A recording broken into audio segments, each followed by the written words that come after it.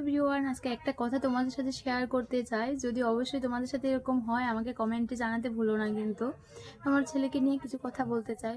যখন ভাবে বাবান খুব সুন্দর খেলাধুলা করছে, মনে মনে ভাবছি সুন্দর খেলাধুলা করছে, ও খুব সুস্থ আছে, এখন 2-3 মাস ডক্টর কাছে নিয়ে যেতে হয় না।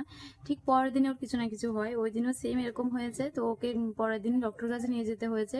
1 মাসে প্রায় 3বার ডাক্তার দেখিয়েছি আমি। শুধু অসুস্থতা না, আরও অন্য কিছু। যেদিন বাবানকে নিয়ে ভালো কিছু ভাবে, পরের দিনই ওর কিছু না কিছু হয়।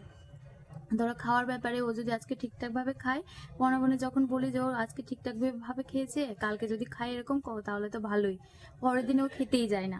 পড়াশোনার ব্যাপারেও সেম, আজকে যদি ভালোভাবে পড়াশোনা করে, মনে মনে যদি বলি ভালোভাবে পড়াশোনা করেছে, কালকে যদি সেমভাবে করে তো তাহলে ভালোই, সেম ওর পরের দিনই ও পড়াশোনা করতে চায় না। কেন এরকমটা হয় আমি বুঝতেই পারি না। যে শুধু কি আমার সাথেই হয়, না তোমাদের সাথেও এরকমটা হয়?